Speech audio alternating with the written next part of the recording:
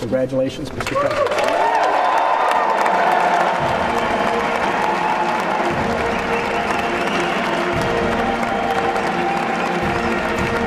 So I'm finally getting around to reading a book I've been anticipating for a couple years now. It's called Trump, The America We Deserve. It was actually written by Donald Trump in 2000 when he was considering a run for president. I first found out about this book watching an old news report where he was actually supporting the Minnesota governor Jesse Ventura before he became a staunch Democrat. And he was also working with Roger Stone at the time, and I think he helped him write this book. So I know it's going to have some pretty intriguing stuff in it, and it's going to be really interesting to kind of compare and contrast what it's like having him as president in 2025 versus his plans in 2000. So let's get into it. Here we go. The America We Deserve by Donald J. Trump. Introduction: The serious side of Trump. I am considering a run for the presidency of the United States. Yes, the reason has nothing to do with vanity. Let's cut to the chase. Some have suggested, or merely to block the advancement of other candidates, I will run if I become convinced I can win. Two things are certain at this point. However, I believe non-politicians represent the wave of the future, and if elected, I would make the kind of president America needs in the new millennium. You can see a long way from the top of Trump Tower. If you stand here beside me and look one direction, the view is outstanding. Economic growth is hitting 6%. New York is the hottest city on the planet, hotter than Hong Kong and hotter than Shanghai, which had a crane on every corner in the early 1990s. Our crime rate is way down, thanks to Rudy Giuliani, our great mayor. I'm having more fun than I've ever had. In this terrific economic climate, I'm making great deals. Sure, I've worked hard to get here, but I'm also benefiting from the American dream, big time, as much as anyone ever has. I want it to continue. My theory of economics doesn't say that for me to do well, you must do badly. Not everybody will be a success, but everybody will have an equal chance to achieve it. But to tell you the whole truth, I'm worried too. Chances are you agree. With an election coming up next year, there is the usual taking stock of where America stands and where we ought to be directing our energies. There are a lot of options out there that bother me. A lot of men running for office who don't seem cut out to be CEO of the USA. A number of these candidates have more than a few shortcomings. Our current political system discourages truly capable men and women from seeking public office by forcing politicians to live in a fishbowl. A constant need for office holders to grovel for campaign dollars means the smartest and most able business executives I know would never consider a bid for public office. Take Jack Welch, CEO of General Electric since 1981. To my mind, Welch has all the qualities to be a great president: toughness, incisiveness, honesty, and decisiveness.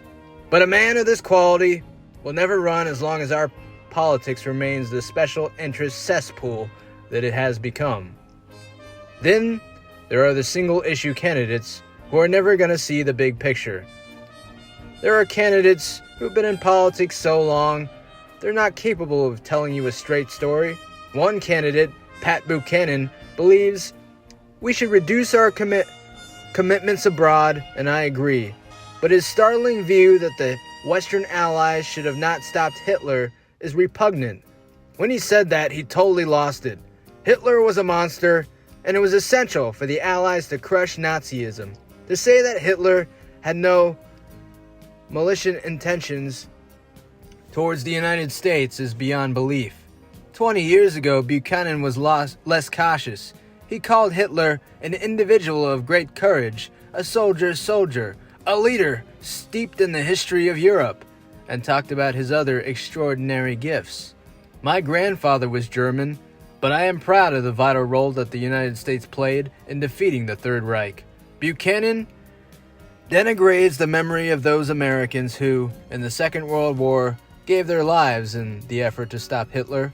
Moreover, his remarks about Hitler suggest Buchanan would adopt a foreign policy today that is absolutely guaranteed to encourage the most oppressive, anti-American dictators in our own times.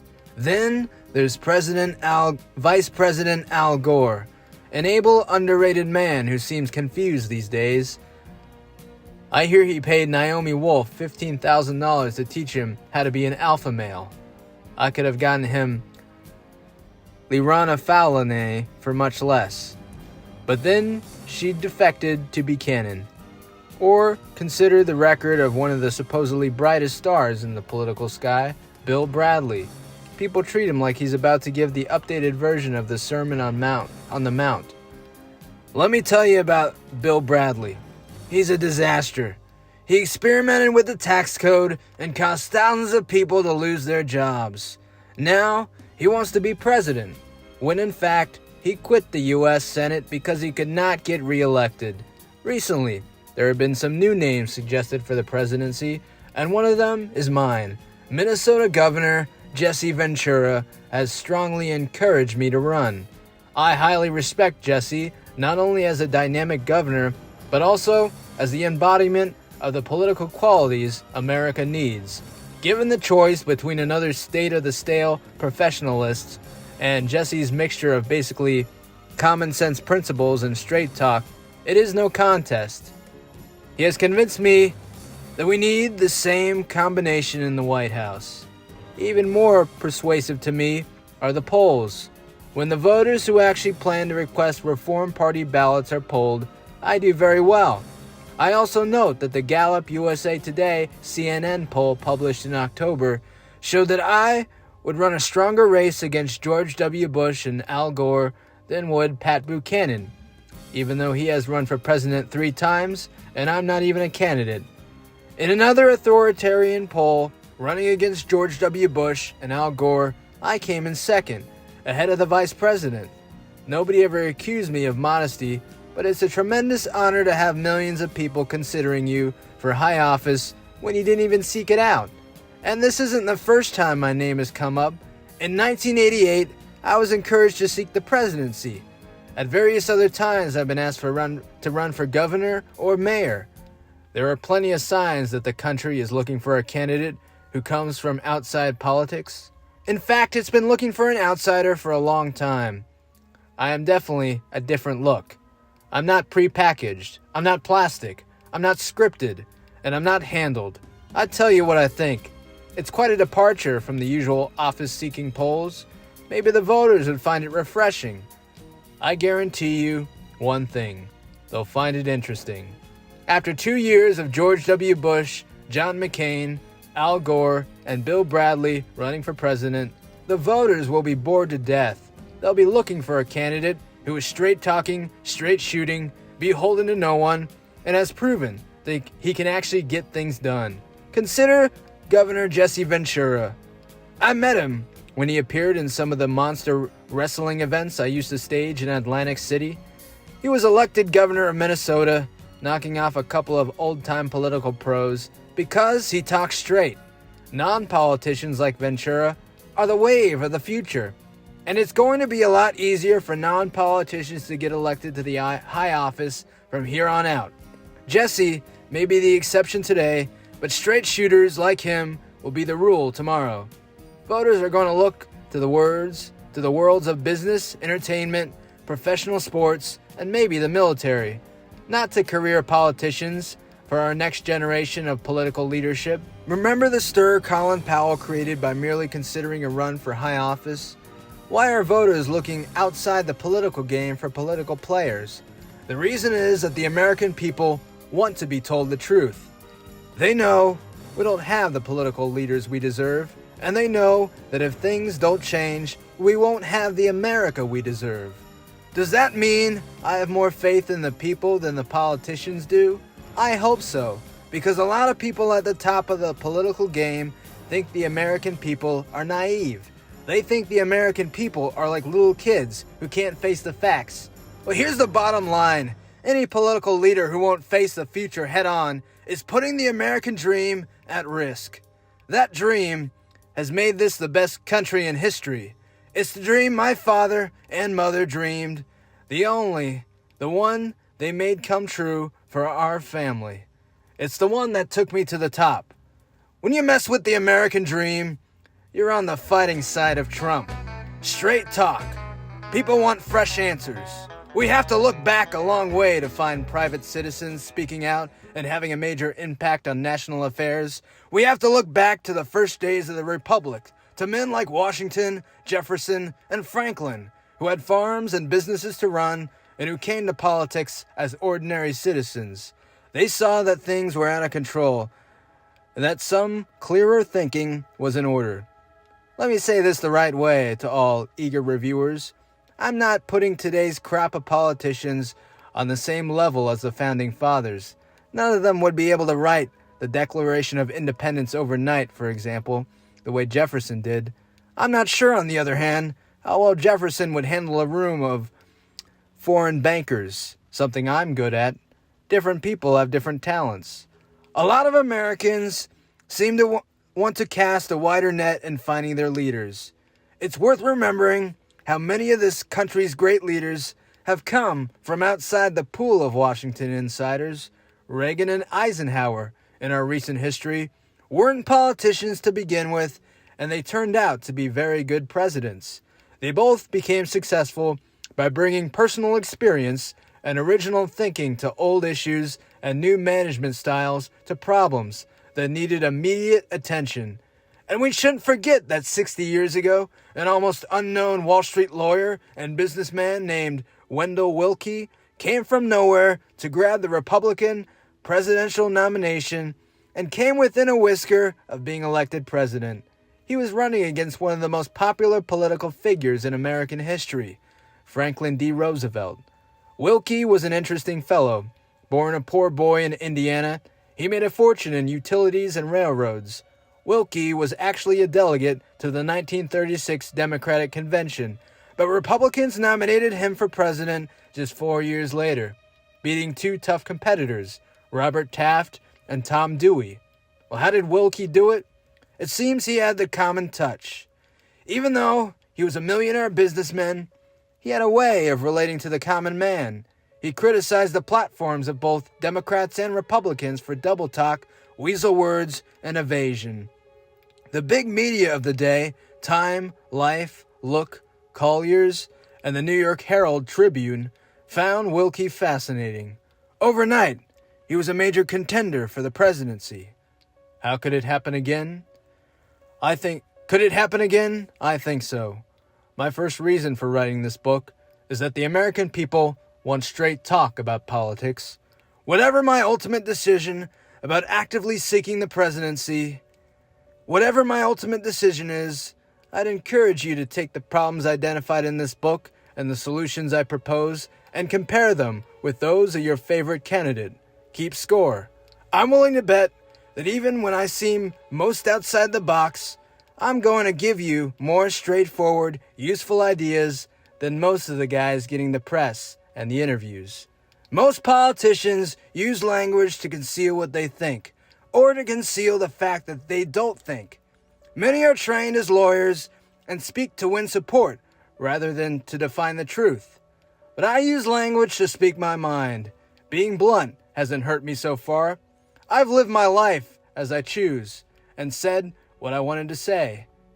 Fred Trump and family, my second reason for writing this book, is more personal. Last summer, my father, Fred Trump, died. He was 93 years old, and until 5 years ago, when his memory began to fail, he came into my office every day. The reason for my father's incredible career are actually pretty simple. He always worked faster and better and for less money than his competition. I learned much from him. More important, he was intensely loyal and supremely positive.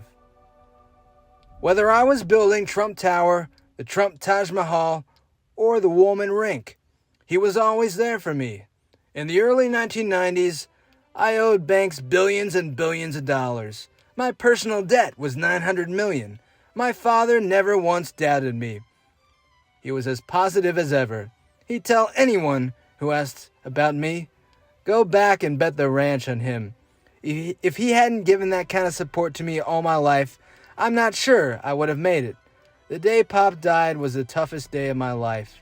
Mayor Giuliani was kind enough to say this at his funeral. Fred Trump not only helped to build our city, he helped to define it and to make it a very special city, the most famous city in the world. And he did it in the most important way possible, building homes for people. He was the son of immigrants. He helped to transform much of Brooklyn and Queens to make safe, affordable homes available to middle-class New Yorkers whose work ethic is the backbone of our city. During the Depression, Fred Trump saw the need for affordable, quality housing, and he provided it. When the GIs returned from the Second World War, they found homes built by Fred Trump waiting to be occupied. Countless members of the baby boom generation grew up in housing that Fred Trump built. Fred Trump was a very big man. The success of this immigrant son and of his family stand as a symbol of the unlimited opportunities of all New Yorkers and of Americans. Even this amazing review of his career doesn't begin to describe my father. He was the ultimate successful small businessman. He was a great husband for 63 years to my equally incredible mother. That's a record I'll never be able to equal.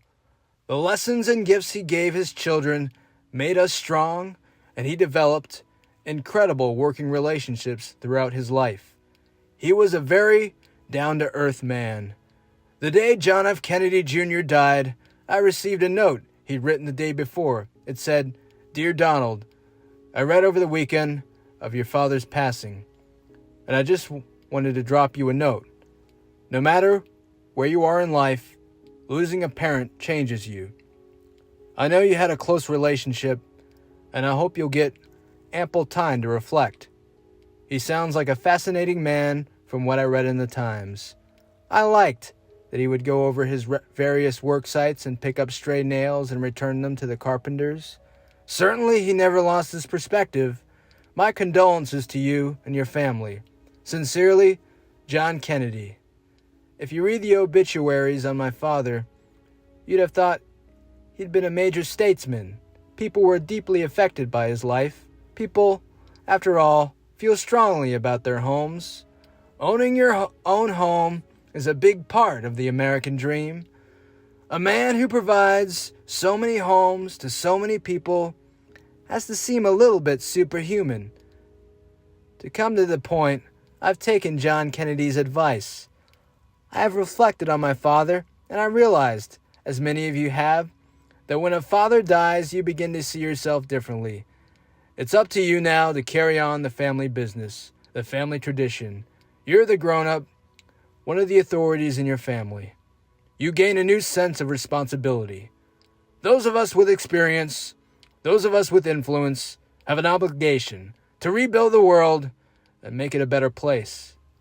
There are going to be readers of this who will ask about Trump's personal life, private life.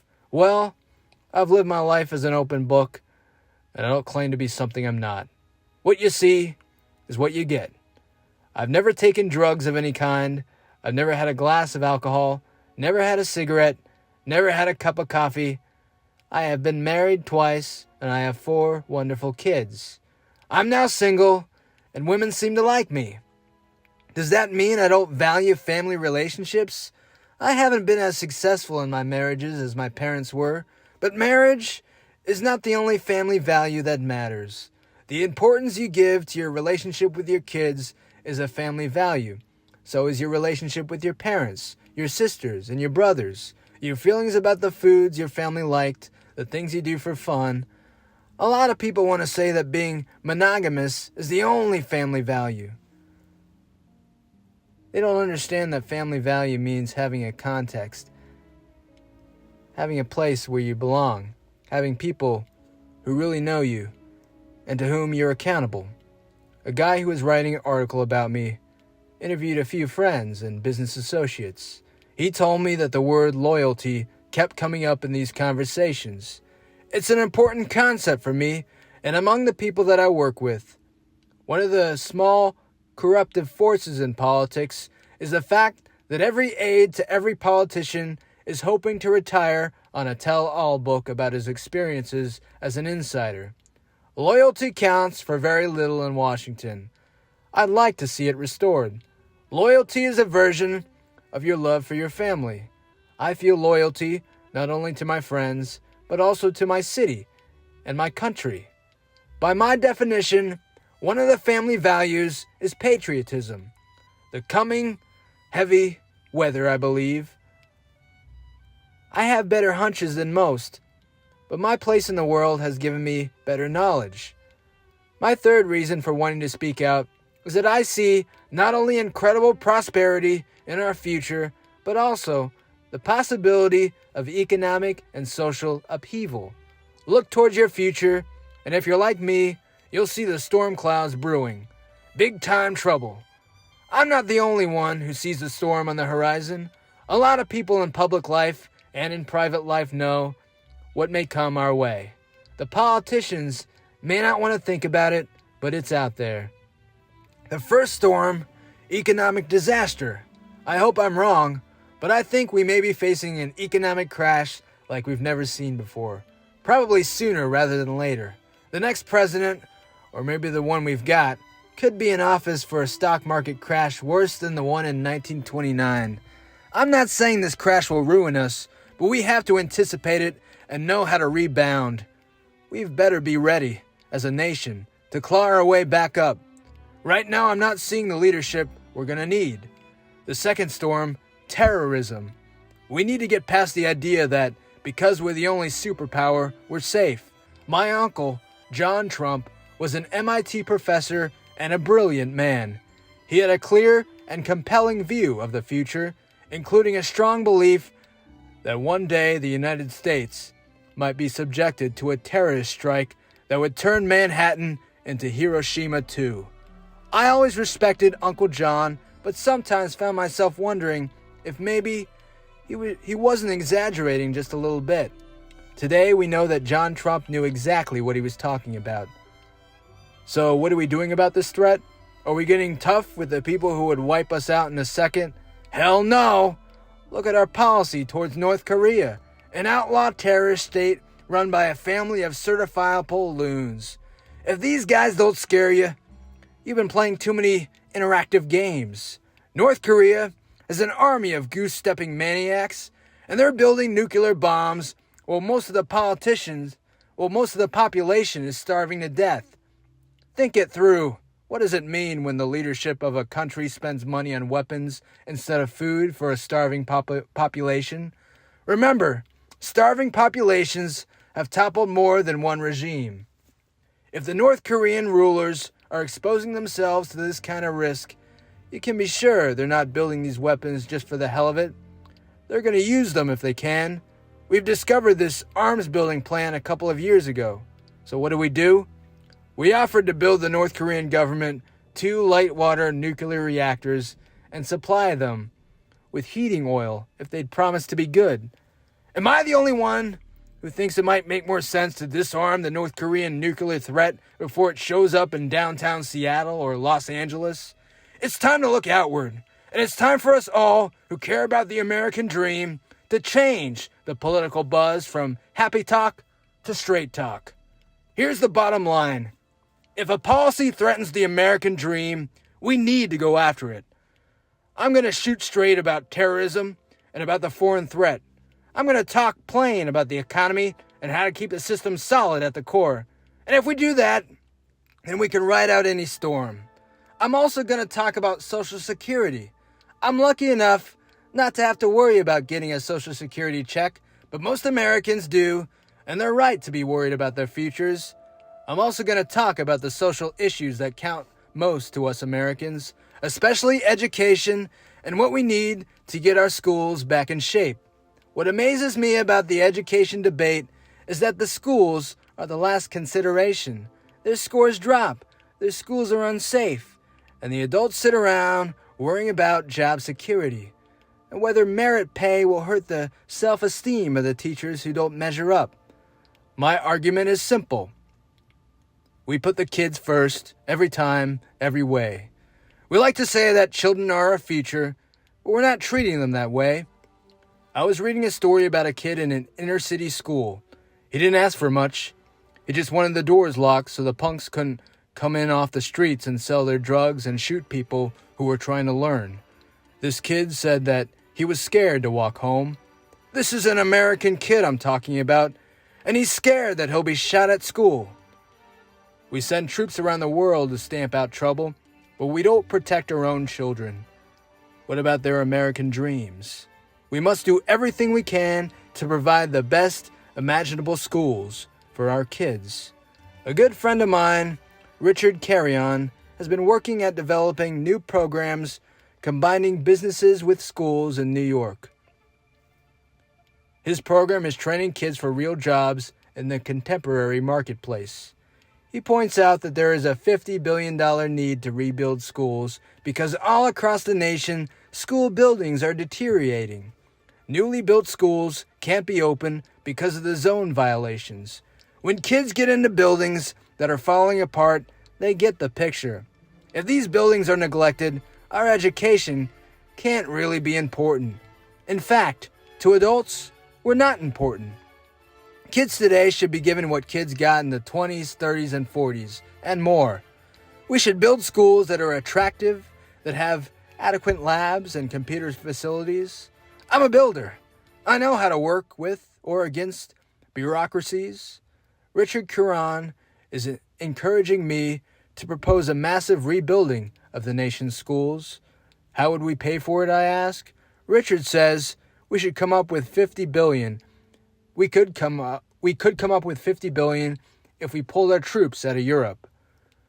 We can protect Europe with our nuclear arsenal and use those funds for schools. My personal belief is that government can't handle a project of this size and complexity.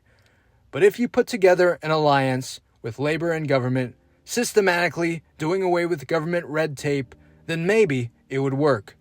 I'm thinking about it. We definitely need to protect students, and we also need to let students and their parents decide which schools to patronize. Our GI Bill let a whole generation of Americans choose where to get their education, and I'd say it worked out pretty well. We already know how to do it. School shootings, school dropouts, all over the country tell us that the system isn't working. How many generations do we have to lose before we wise up? Another big issue I want to talk about is crime. Here's an area where strong leadership can change dark into light. I'm still having a hard time believing how safe New York has become. And it didn't get that way by accident. Mayor Giuliani has proved that common sense policies backed up with a willingness to crack heads makes life better for everyone except the criminals. A lot of experts hounded Giuliani every step of the way, but he hung through, hired some strong commissioners, and now people come to New York to feel safe, to actually get away from their smaller towns where criminals are still running wild. If I were in charge of these things, life would be even tougher for these predators. If there was a situation in New York like that terrible dragging death in Texas, I'd not only put the perpetrators to death, I'd find some way to make them an example to others.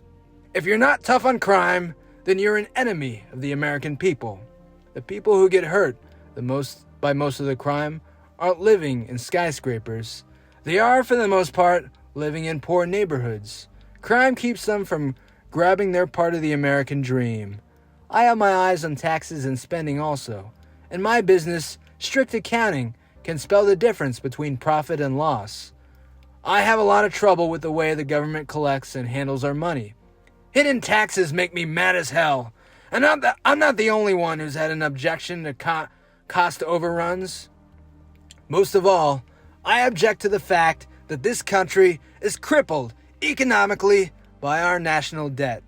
I have a plan to pay off our national debt entirely, cut taxes on the middle class, repeal the inheritance tax, and save Social Security. It's a bold but realistic plan that can work, but no conventional politician would have the guts to propose it. You can read about it in Chapter 6, and I've got some things to say about cleaning up politics, healthcare, and other concerns of mine. If you want straight talk, you're at the right address, because I've been successful, make money, get headlines, and have authored the best-selling books. I have a better chance to make my ideas public than do people who are less well known. I have strong feelings. That matters and should be handled differently in our country. So I'd like to see some things changed. But I'd consider this book a success if all I do is inspire other private citizens to begin thinking for themselves, bringing their own experiences and information to the political arena, and promoting their own answers into the problems we've just been beginning to crash into. I want to democratize leadership in this country. Several years ago, John O'Donnell, who worked for me briefly and whom I fired, wrote a supposedly tell-all book in which he alleged that I made disparaging remarks about blacks and Jews. This was a malicious attempt to smear me. Anyone who really knows me knows that I hate intolerance and bigotry. My longtime involvement in promoting some of the biggest boxing events in history has allowed me to become friends with men like Muhammad Ali and Joe Frazier. Through them, and through more recent friendships with Puffy Combs, oh man, that's Diddy, Sammy Sosa and others, I've had the chance to learn firsthand about the diversity of American culture, and it has left me with little appetite for those who hate or preach intolerance. One of our next president's most important goals must be to induce a greater tolerance for diversity. The senseless murder of Matthew Shepard in Wyoming, where an innocent boy was killed because of his sexual orientation, turned my stomach. We must work towards an America where these kinds of hate crimes are unthinkable. There are some issues I don't want to say much about. I support a woman's right to choose, for example, but I am uncomfortable with the procedures. When Tim Russert asked me on Meet the Press if I would ban partial birth abortion if I were president, my pro-choice instincts led me to say no. After the show, I consulted 2 doctors I respect, and upon learning more about this procedure, I have concluded that I would indeed support a ban. I have nothing to lose by expressing my opinions. There's nobody I have to please. I'm not counting on the financial support of anybody. Trump has one financial backer. Trump. Compare what I say with what your candidate is saying. Then decide whom you can trust. Some people are going to say, who is Donald Trump to talk about these big issues? What's his background? It's true that in my family, we talked about real estate, not politics, but volunteering talents, being a good citizen, has always been important to the Trump family. The charity work of my father, brother, and sister-in-law, and the judicial work of my sister all point to that. We've benefited from the American dream, and we feel the duty to give back to the community. Those who dolt are nothing more than parasites. When you look at those who give the largest proportion of their earnings to charity, it's often people at the lower end of the economic ladder. They've got a reason to teach all of us. They're keeping the American dream alive, and we're going to need them in the tough times. It's true that I'm just a real estate guy, but as a private citizen, I have the right to be heard. Let me tell you where, literally, I'm coming from. I operate a lot of properties and run a lot of businesses, as much as possible. I like to know what's happening day to day. When I want to know how to improve a property, I talk to someone who's been on the site for a while, who knows the ins and outs of the business on a daily basis. I talk to the delivery man and cab drivers and waiters, but I realized that sometimes the person on top can get in the way. I've had guys in hard hats yell at me when I messed up their work while I'm walking around a site. Once, when my ex-wife Ivana became over-involved in the operations of one casino, a savvy manager began to call us with questions about every tiny detail. I got the point. Delegate. And got off his back. This is a man who wanted to do his job right, and was even willing to take on the boss. I love it when people who work for me care enough to take charge. When I'm going into a new project, I hire the best managers wherever I can find them. Pay them well. I often scout my opponents. I've hired ex-government employees, for example, because they understand the workings of bureaucracy. I've hired a number of women for high management positions, like Barbara Rise, the first woman ever put in charge of a skyscraper in New York. A lot of people, including my sister Marianne Trump Barry, who was just appointed a judge of the 3rd District Court, will tell you that hiring my assistant, Norma Fordier, who has worked for me since about 1980, is one of the best decisions that I have ever made. I like to think that I learned from my father how to hire the right people. Many employees who work for him were there for 20, 30, or 40 years. My brother Robert, who doesn't miss anything, says about Pop, he knew how to pick 'em and how to keep 'em. His secretary, Amy Lucerne, was indispensable. If I try to match the old man, I'll have to offer Norma a 50-year contract. Not a bad plan.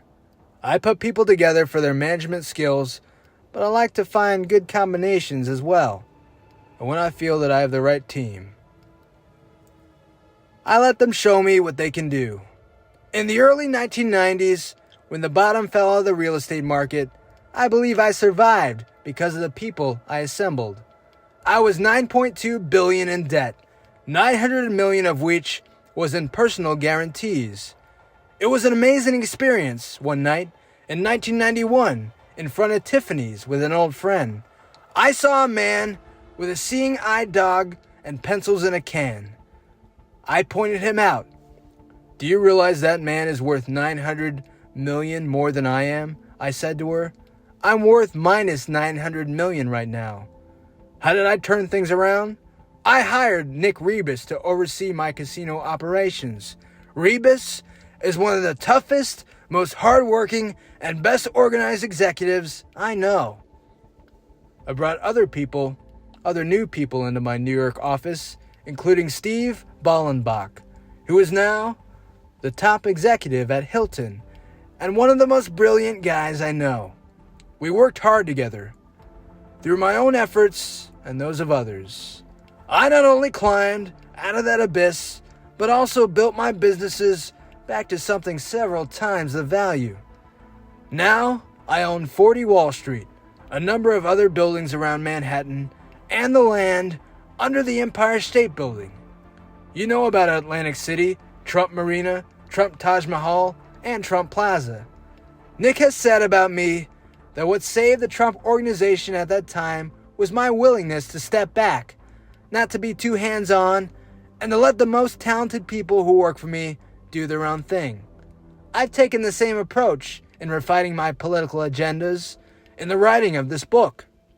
I've talked to people who seem to have the right talent, energy, and ideas. I've read widely until I found authors who saw problems the way I do and proposed solutions that made sense. I've based my political programs on this research and these conversations, but I'm also bringing a perspective to politics that most politicians don't even have. I've built a multi-billion-dollar empire by using my intuition.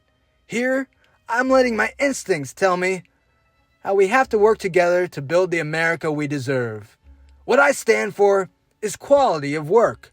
I stand for getting things done. Besides that, what makes the political pros and Washington insiders believe that they have an edge on the truth? Think for a second about what the entire political world was obsessing over throughout 1998 and part of 1999. Monica. I think the national consensus has been deeply scarred. Americans have been drained of their spirit by the entire Clinton-Lewinsky impeachment fiasco. I think voters want both Clintons off stage and want to put the whole sordid mess behind us. That's what they mean by Clinton fatigue. When confronted with the Lewinsky matter, Clinton should have stoutly refused to discuss his private life. He should have declined to answer, rather than perjure himself. If the Clinton affair proves anything, it's that the American people don't care about the private lives and personnel of our political leaders so long as they are doing their job. I got a chuckle out of all the moralists in Congress and in the media who expressed public outrage at the president's immoral behavior. I happen to know that one U.S. senator leading the pack of attackers spent more than a few nights with his 20-something girlfriend at a hotel I own. There's also a conservative columnist married who was particularly rough on Clinton in this regard. He also brought his girlfriend to my resorts for the weekend. Their hypocrisy is amazing. I'm not worried about whether or not the intellectual, journalistic, political embellishment thinks I've got the stuff to talk about. I've got the stuff to talk about saving the American dream. I believe in the American dream. My business experience shows me it works, and I want to do everything possible to see that regular Americans can enjoy the same opportunity for success and security that I have had. That means the American dream, unencumbered by bureaucratic ineptitude, American government regulation, confiscatory tax policies, racism, discrimination against women, or discrimination against people based on sexual orientation. We must have all equal access to the American dream. It's a dream we deserve and a dream worth fighting for. Trump, the America we deserve. Chapter 1. The business of America is business. Times we need to know what resources we have, which systems work, and which don't. I'd say up front, what's worked beautifully throughout American history is the free market economy.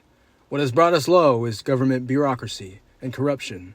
There are a number of monuments to the American dream. Some would list Mount Rushmore, and others the Washington Monument. Others would suggest the traditional family home, Sunday dinners, happy children playing in the backyard. But my personal favorite is the New York skyline, the big, brassy picture that comes to the minds of people all over the world when you mention America.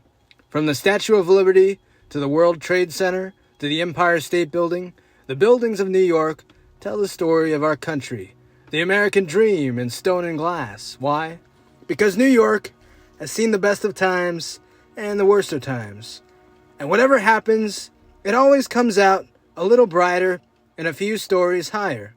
New York, for me, is the most dazzling example of the American dream at work.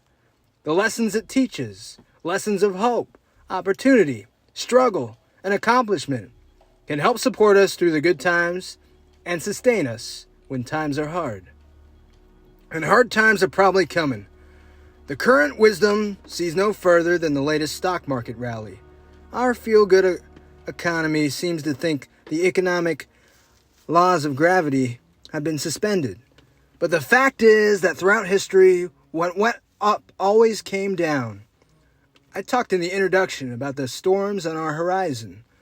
Let me give you a couple reasons why I see hard times ahead.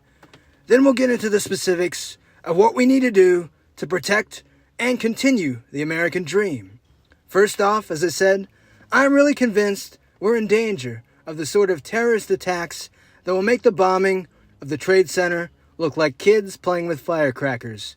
No sensible analyst rejects this possibility, and plenty of them, like me, are not wondering if, but when, it will happen.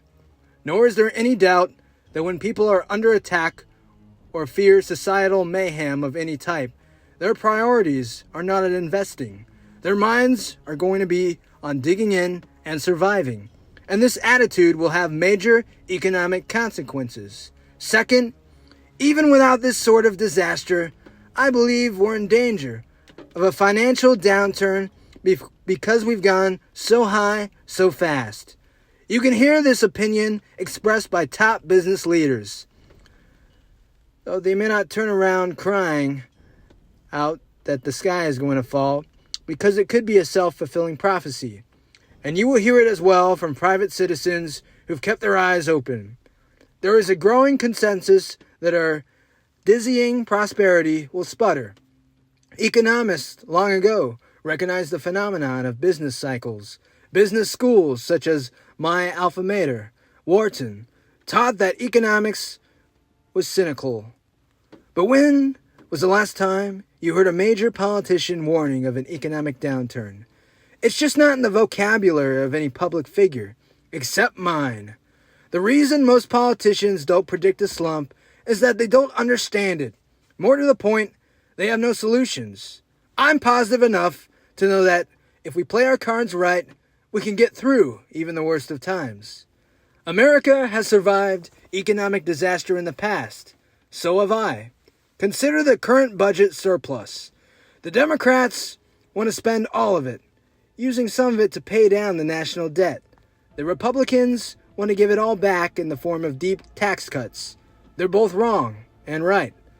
Now, in a period of prosperity, is the time to hedge against the economic hard times ahead.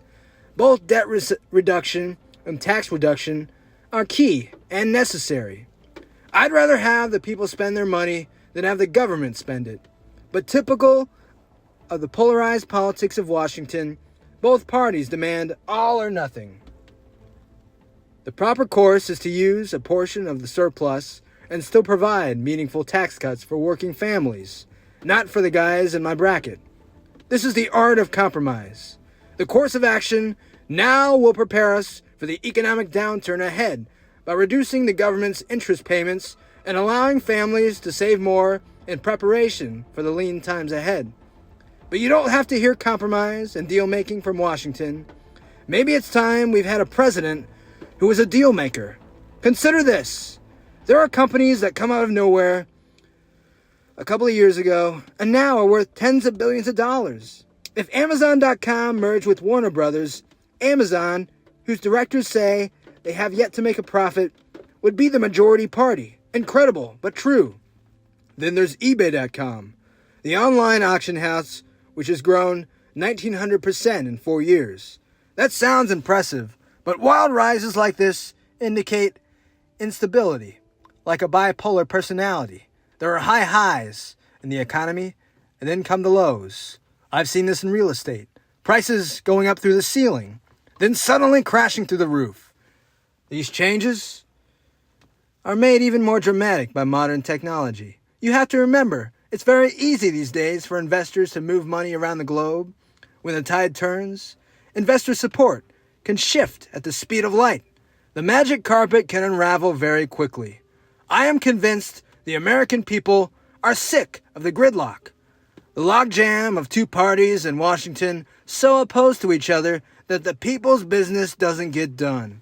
Perhaps it's time for a deal maker, a leader who can get the leaders of Congress to the table, forge conscience, strike compromise, and get things done. That's how we'll get the real tax relief, Social Security reform, healthcare reform, and campaign finance reform. With all due respect, that's my strength. It's what I do. Many times I've achieved results when others said it was impossible. I believe I could be the most effective for the American people. Our next comeback, America, will stage a comeback. And our next comeback must be led by people who know what works and what doesn't. That's why the New York story is so valuable.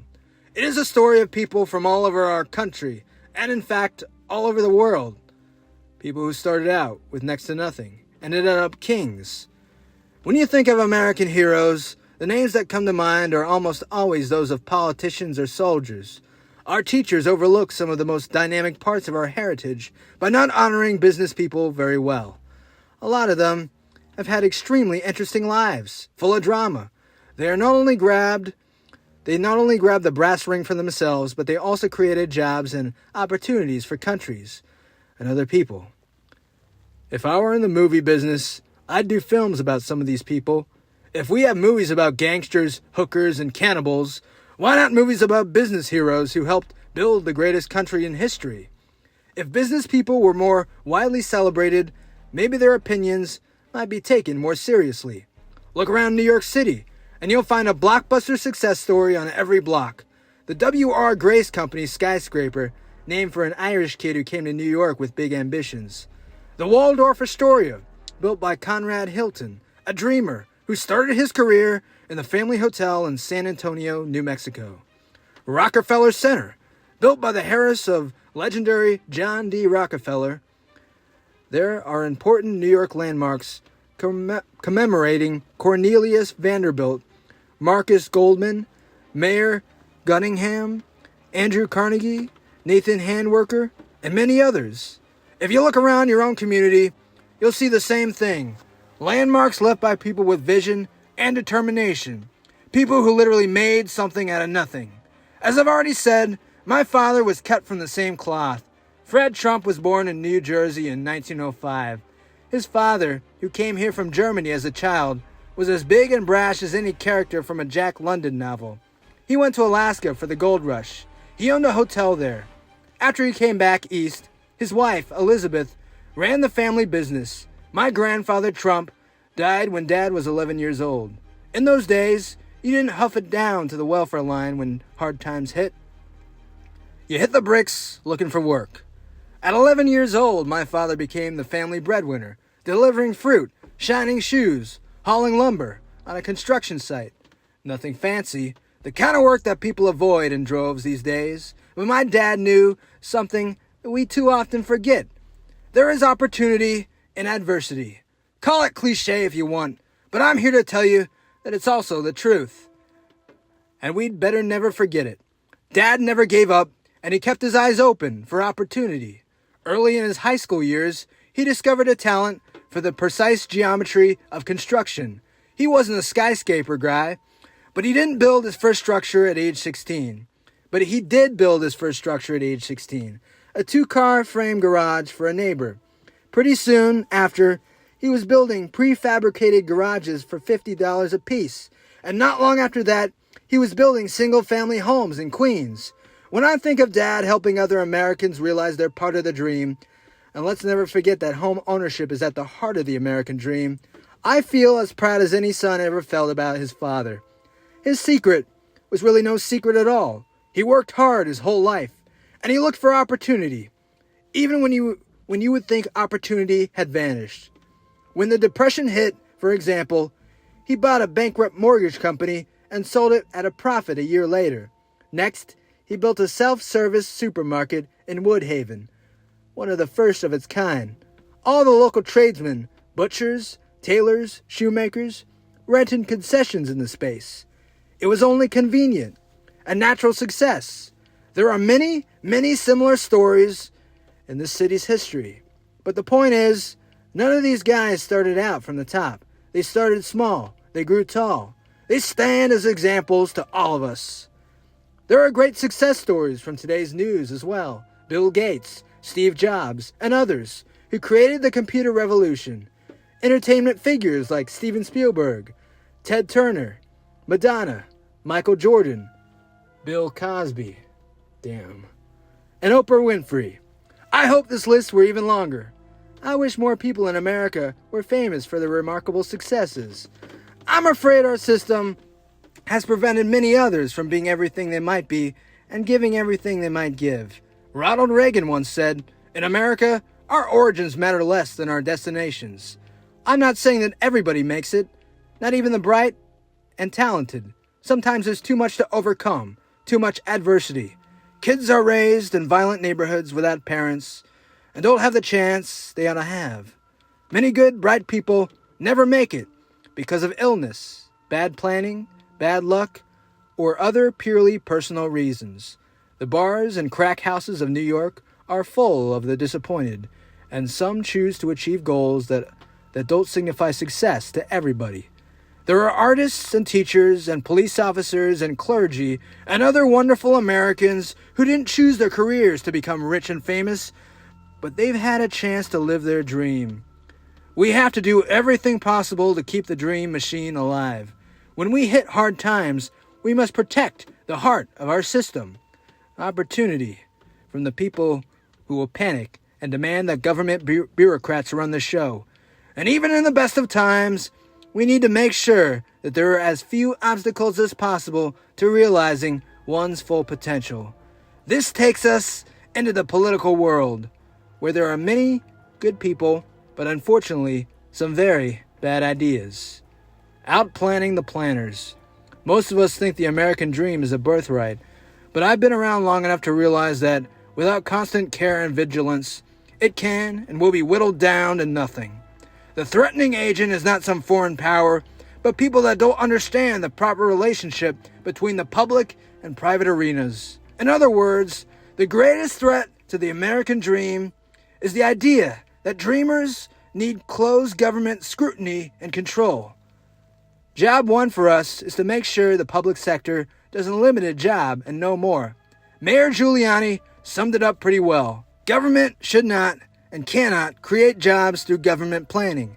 The best it can do, and what it has a responsibility to do, is to deal with its own finances first, to create a solid budgetary foundation that allows businesses to move the economy forward on the strength of their energy and ideas.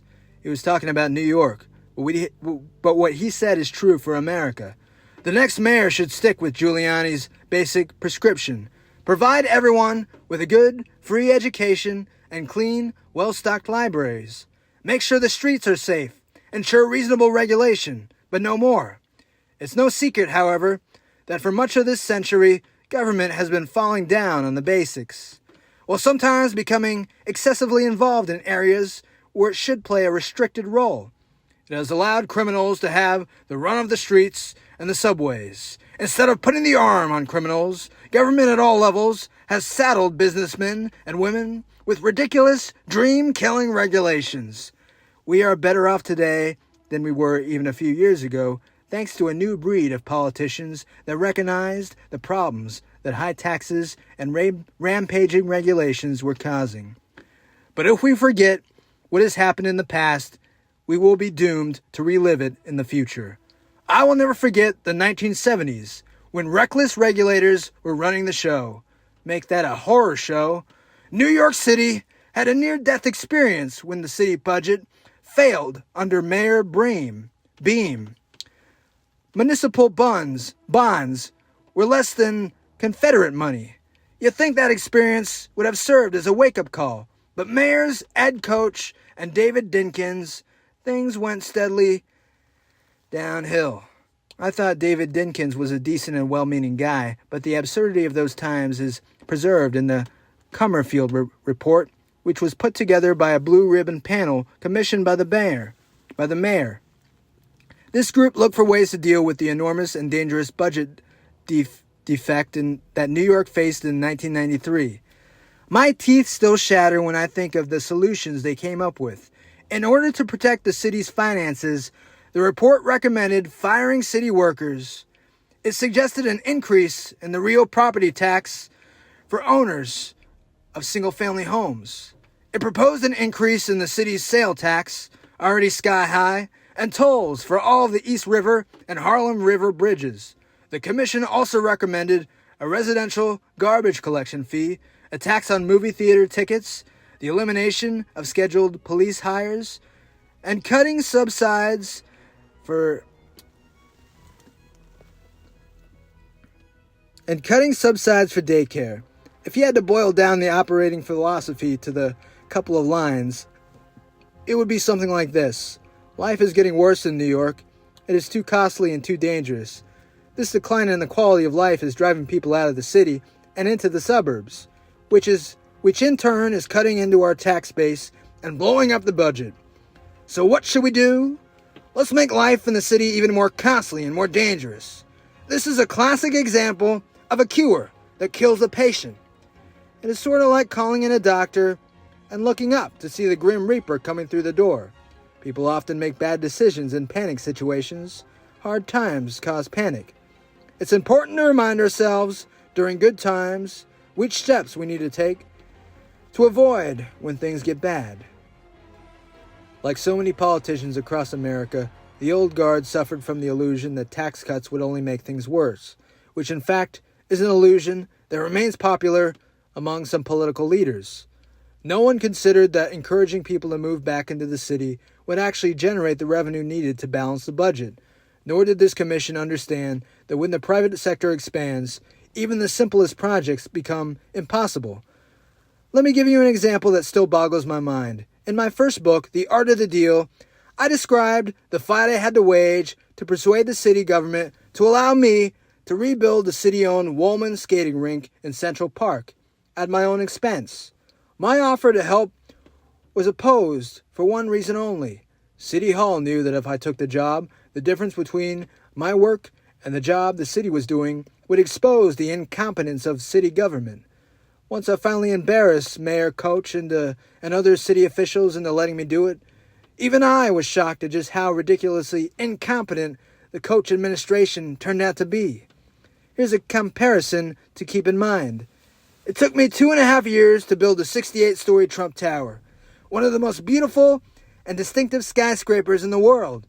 Yet for 6 years, the city bungled and bobbled and botched the job of fixing a no-story municipal skating rink. They let a year go by before drawing up time plans and completing the bidding process. The Parks Department redesigned the rink on a pinch so that at the deep end, the water might not freeze completely and skaters might fall through. This would then have become the only municipal skating rink in the modern world that would need a lifeguard station. Falling through the ice was a real possibility. Instead of choosing a proven cooling technology, the city chose an exotic and experimental method to cool the ice. When they finally got the delicate copper pipes in place, what did they do? Left them exposed to the elements for 9 months. Then they made a disaster of laying the concrete and ruined the pipes again, this time with jackhammers. And when all was said and done, we had the mother of all skating rink debacles. This led to a 15-month study of what had gone wrong. This was, don't forget, the same administration you had to deal with if you wanted to do business in New York. We might shake our heads over the bad planning in impoverished Soviet satellite countries, but for a while it seemed as though my hometown was in the same league. When the city finally let me in, I got the job done in 4 months flat.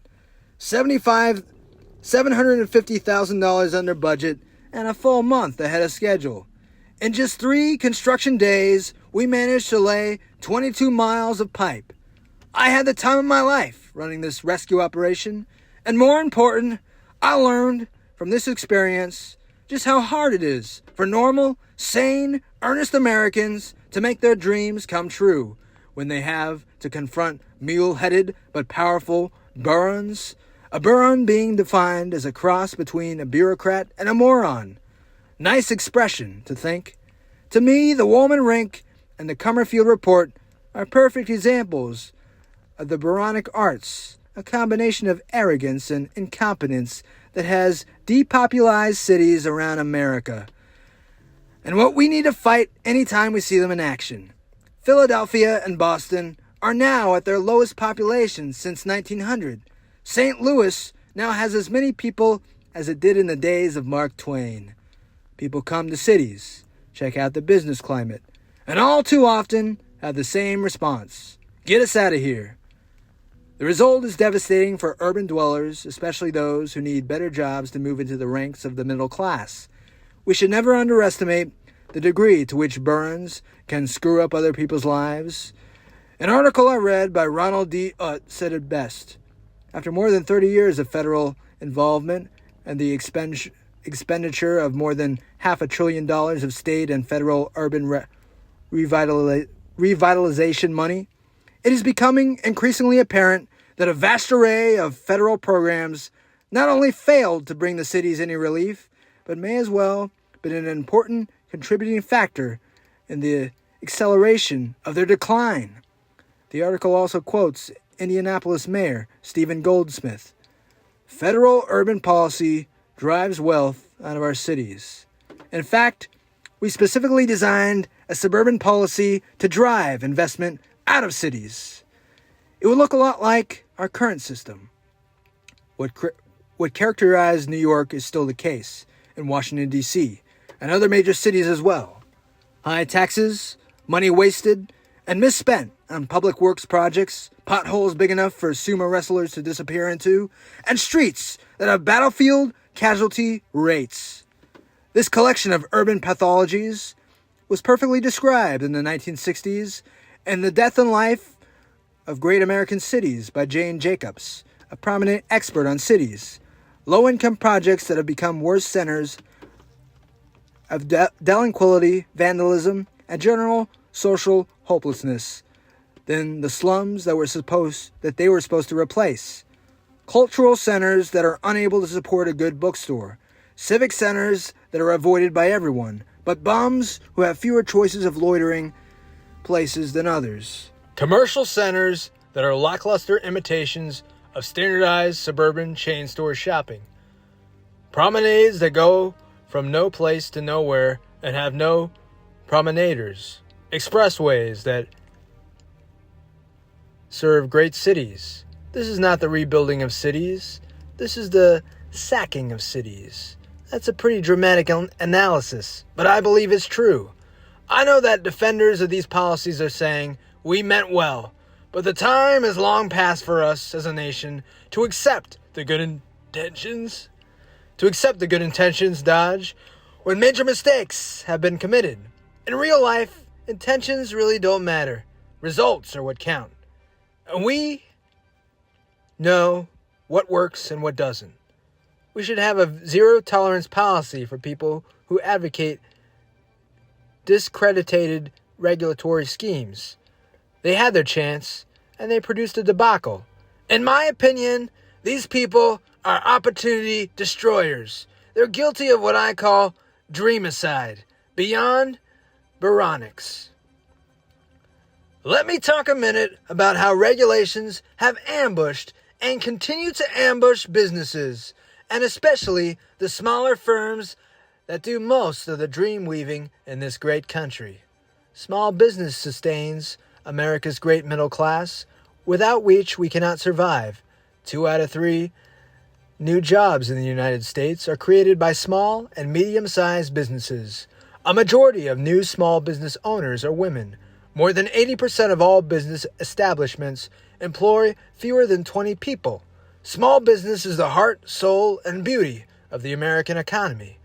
We have tens of thousands of entrepreneurs, all with an idea, putting together a business, and hiring 10 or 15 people. This is the glory of our system, and also its strength. Don't get me wrong, small business is a hard road, and a lot of these firms ultimately fail. But to my mind, these small business owners are American heroes, and it's our responsibility to make sure the system isn't stacked against them. It's our obligation to make sure that small businesses aren't crushed and that hard work is rewarded. In my casino business, I deal with hundreds of small businesses selling me everything from linens to computer terminals. I search for small, well-managed companies who provide solid service. This is how big business helps small business, and vice versa. Supporting a small business is not always easy. However, for this reason, the borons are like weeds. You spray them, you burn them out, you pour concrete over top of them, but give them a few weeks and they're back. Small business people are definitely feeling the pain that government bureaucracies are creating. In 1995, the White House convened a conference with more than 1,600 representatives of small businesses. When asked what their highest priorities were for federal action, the vast majority ranked paperwork reduction and regulation at the top. No wonder. As even the Small Business Administration admits, small business owners often fear that they will inadvertently fail to comply with some obscure rule, and that a government inspector will show up, close down the business, and drive them into bankruptcy. Many believe with some justification that the government is more interested in obtaining penalties than in promoting compliance with the law. With justification is right. When dealing with regulation, a Fortune 500 company can afford to unleash its lawyers and accountants, and they often bend things their way. The small entrepreneur is not so lucky.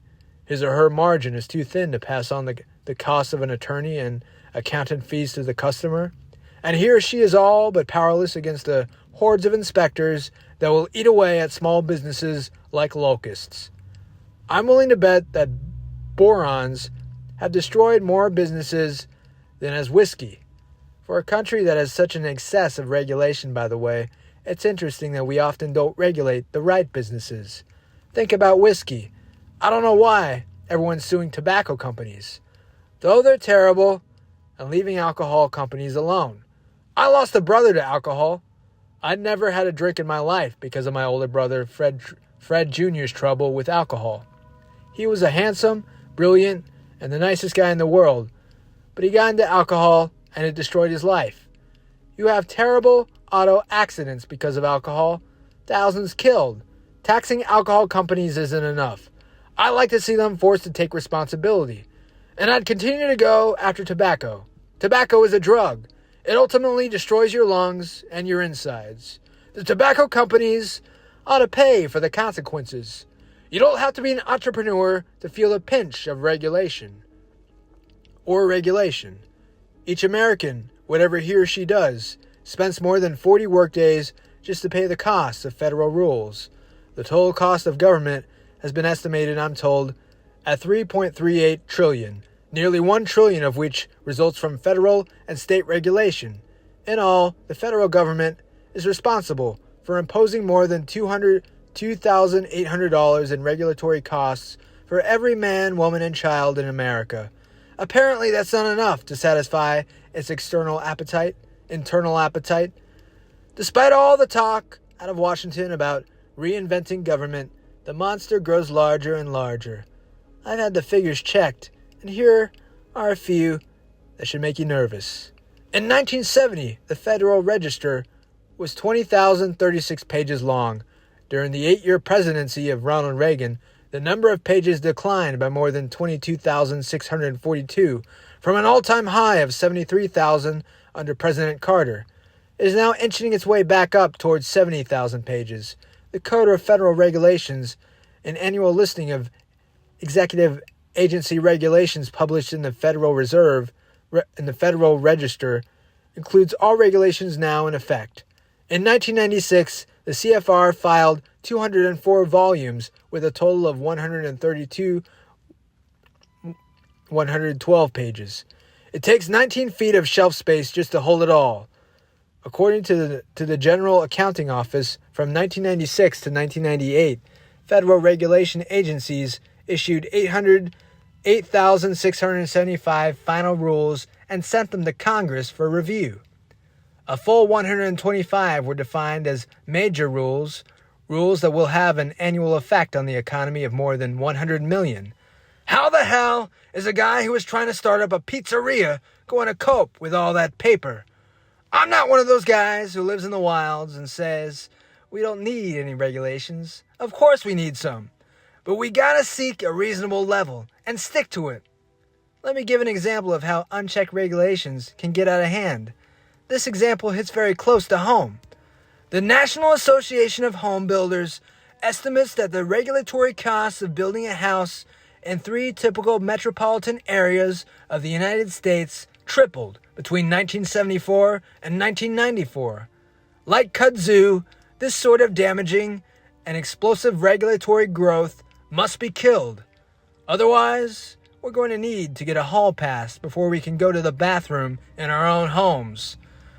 Not only are there too many regulations, but some of them are also crazy. We know all the examples. Here are a few of my favorites. In 1993, Northwest Airlines caused quite a stir when it rehired a fired pilot as a ground trainer. What had people rattled? 3 years earlier, this pilot had been fired for flying a plane load of people after an all-night drinking binge that left his blood alcohol level somewhere between stowed and pickled. But under regulations mandated by the Americans with Disability Act, Northwest was forced to rehire him. In the eyes of the law, he wasn't irresponsible. He was a man with a disability. When it comes to real disabilities, I don't think tolerance even enters the picture. Of course, he helped people who have been dealt a tough hand. But let's think clearly. Nobody made this pilot get drunk. He picked up the bottle on his own and got drunk on his own. Why does that make him qualify as a person with a disability? Maybe his drinking was caused by the disease of alcoholism, which, as I've stated, claimed a member of my family, as it has many of yours. Then his company should have been forced to seek treatment. Then his company should have forced him to seek treatment. The fact is, I have my own plane, and if the government told me I had to put a known drunk on my flight crew, I'd refuse. A sick pilot's rights don't include the right to endanger me or my family or my friends. You see, these sorts of abuses everywhere. Under Michigan's discriminatory laws, a jury citing narcolepsy as a protected category awarded $610,000 to a narcoleptic surgeon. Narcolepsy, by the way, is a condition that causes people to fall asleep at the blink of an eye. Do we really want doctors nodding off in the middle of surgery? The U.S. Equal Employment Opportunity Commission should be in the business of protecting African Americans, Hispanics, and other minorities against obvious discrimination. Instead, it spends its time on a lot of stupid stuff, like filing a suit against Federal Express for its policy of employing only drivers with sight in both eyes, the same standard that the U.S. Department of Transportation uses. The EEOC regards it as unlawful to forbid one-eyed drivers from operating big rigs. Television shows and magazines like Reader's Digest run stories like these all the time. Keep your eyes open for them. They show you in detail our democracy in action. Add it all up, and here's what you got. Thanks to an excessive regulation, your next pilot could be drunk at the stick. Your next surgeon might be asleep on the scalpel. And the driver of the 18-wheeler in the next lane might have a bit of a seeing problem. My experience has been in fighting bureaucracy in cities, but regulation can mess up lives in rural settings as well. I just read about the case of Tong Min Lin, a Taiwanese immigrant who bought land in Kern County, California, on which he planned to grow Chinese vegetables for sale in Southern California's Asian community. Lin says the county, told him the land was already zoned for farming and that no permit was needed. But when Lin began farming, the government alleged that his tractor disturbed the habitat of the endangered Tipton kangaroo rat. It also alleged that Lin's tractor ran over some of the rats.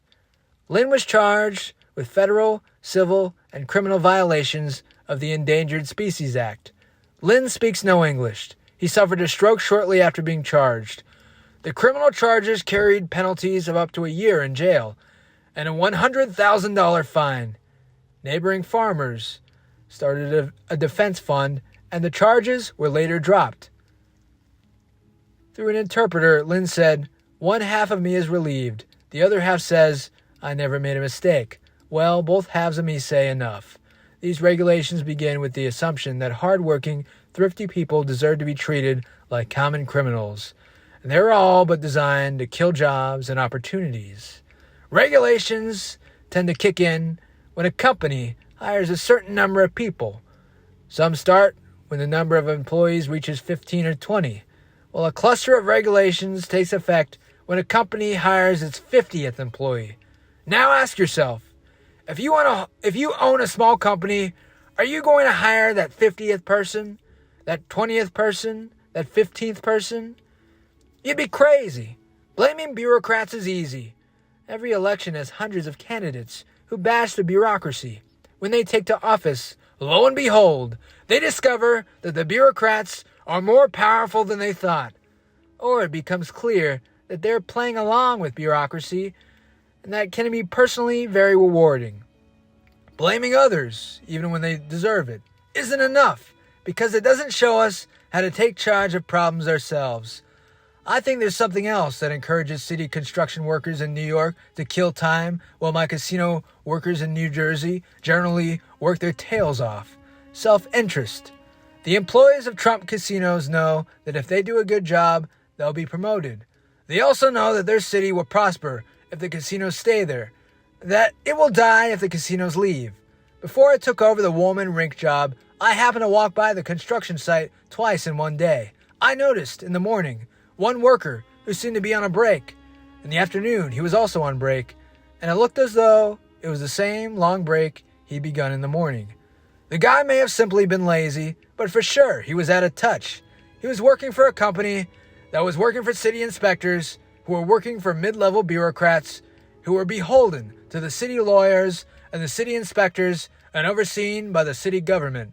He'd lost track of the fact that his real employer was the citizens of New York and that he was one of them.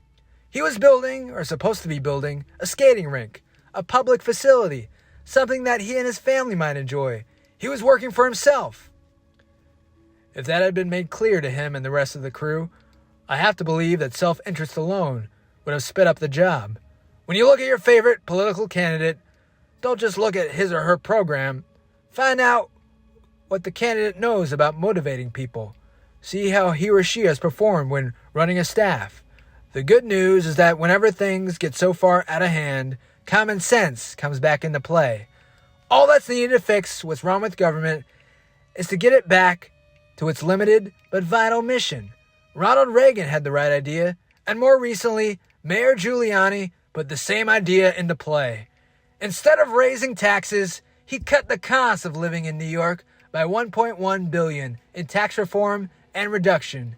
He saved small landlords $500 million in the area of commercial rent alone, and slashed the paperwork burden of compliance.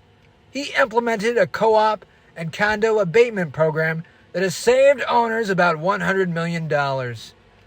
As the mayor was cutting taxes, the city budget swelled with revenue. The housing stock is in better shape than it has been in decades. Mayor Giuliani worked closely with Governor George Pataki to reduce the hotel occupancy tax, then the highest in the country. The result, not surprisingly, has been a resounding return of New York as one of America's premier convention sites. The hotel business, I'm pleased to report, is hotter than ever. Using the old Koch, Dinkins, Comerfield approach, the city should have lost money.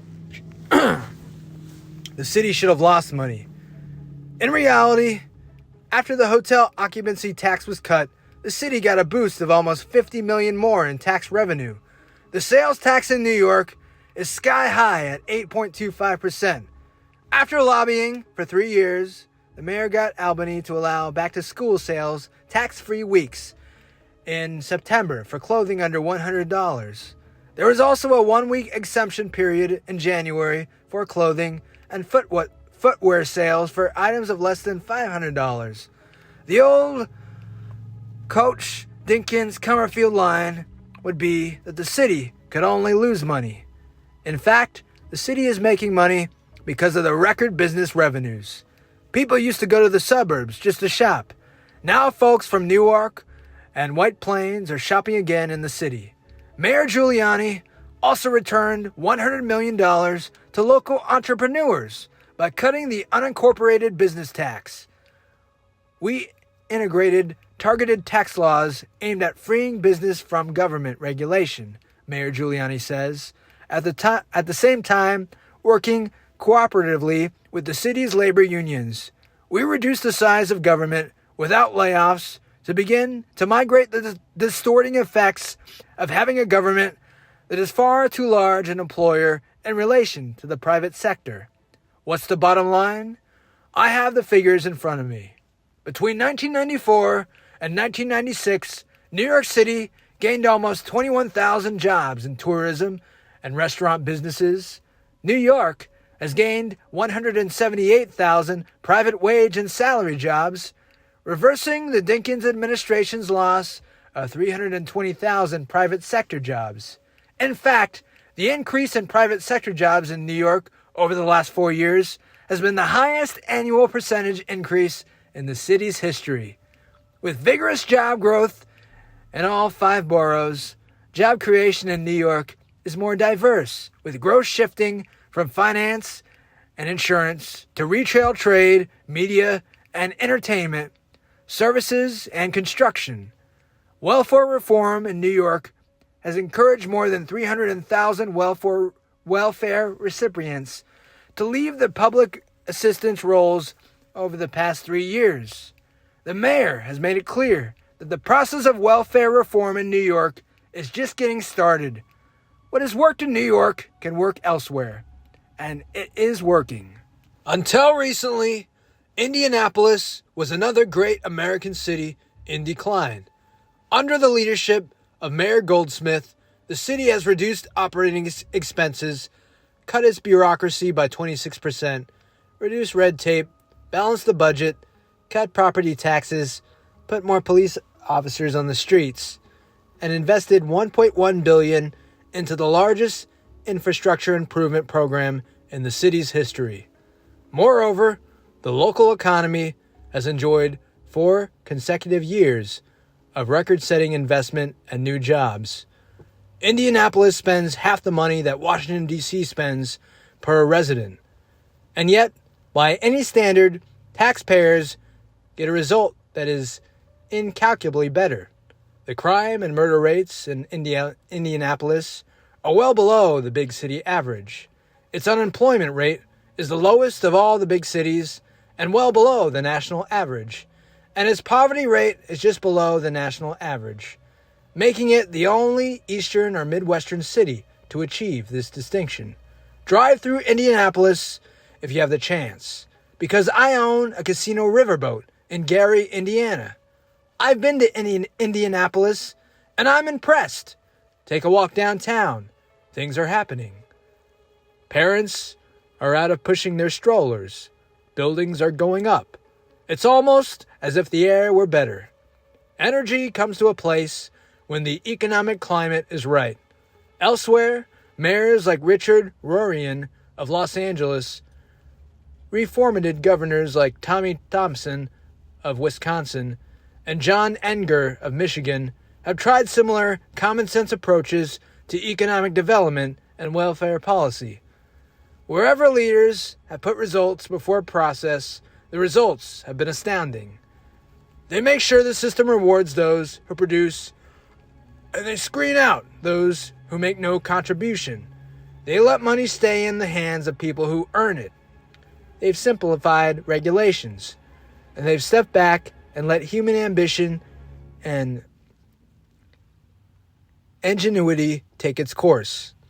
In 1996, Congress followed the example set by these mayors and governors by passing the Personal Responsibility and Work Opportunity Reconciliation Act.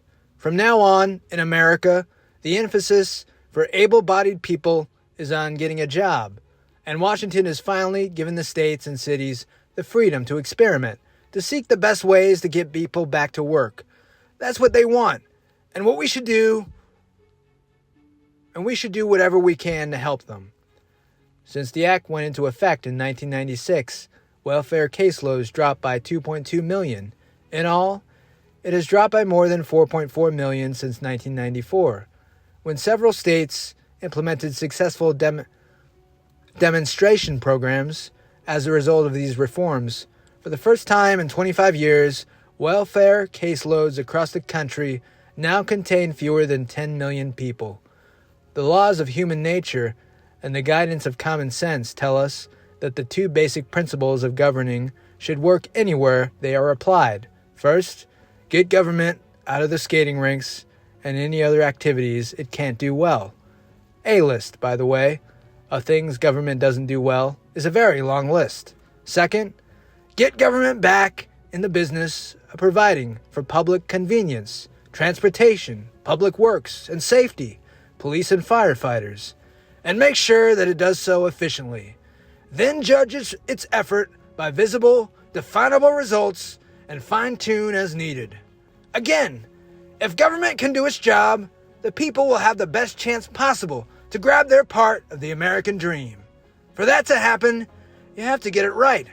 People in the government, people who know when and how to take charge, and who also know when to let go.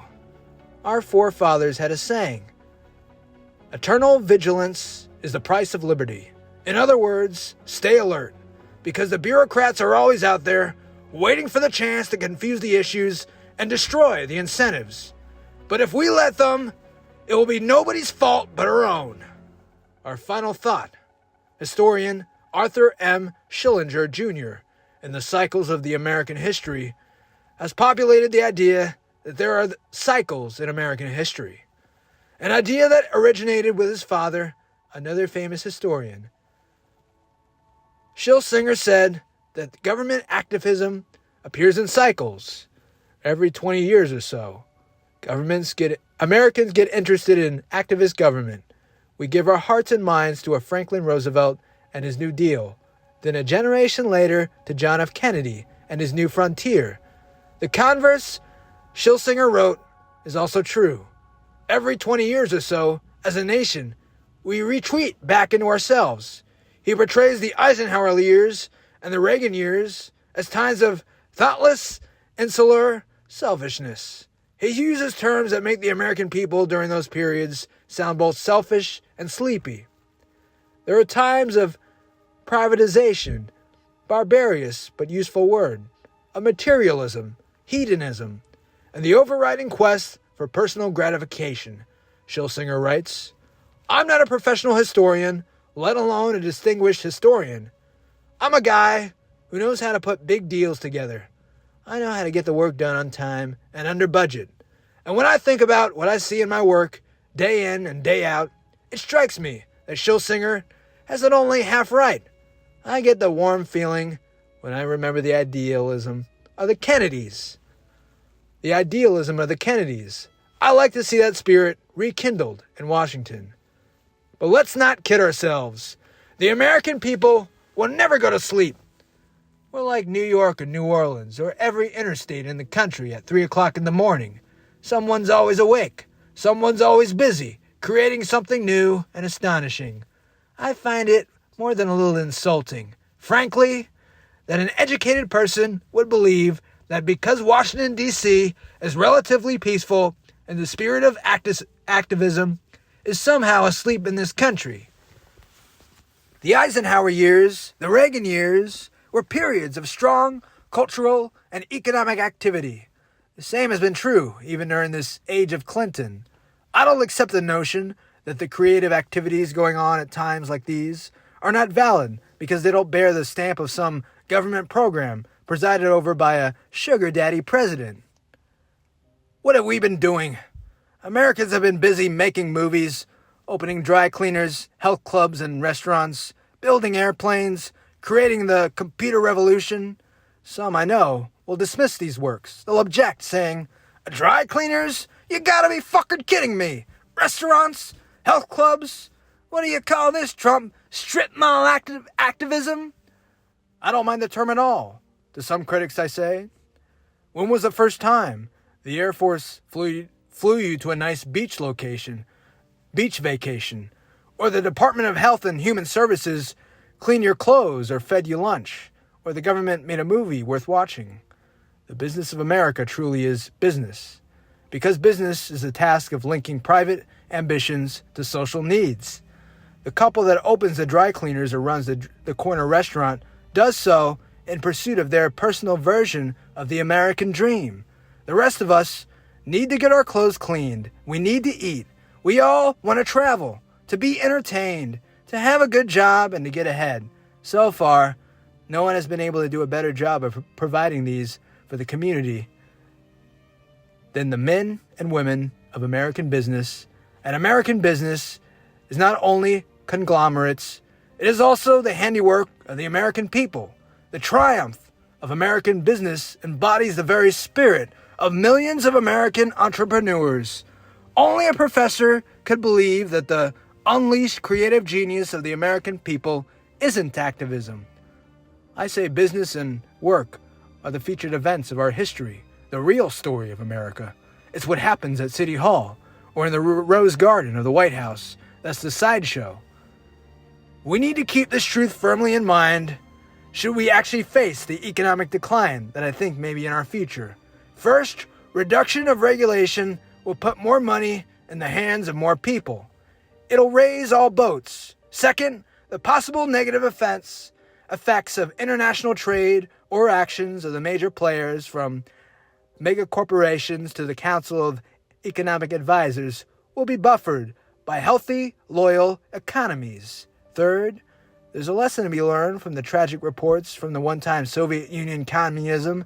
The party is no longer in control. The citizens of the Soviet states have an opportunity for the first time in generations to take charge of their own lives and to build a Western-style free market democracy.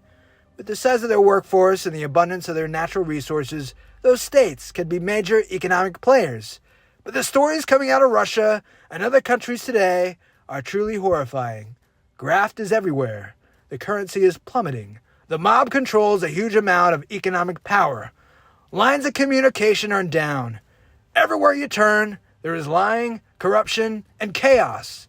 The problem is easy to analyze. Soviet citizens never learned how to work. They were never given a chance to see the connection between effort and reward. They still don't understand anything about self-interest or self-motivation. The worker on endless break at Woman Rink before I took the job over was a small model of most Russian workers. He's a contagion that must be eradicated from the American system.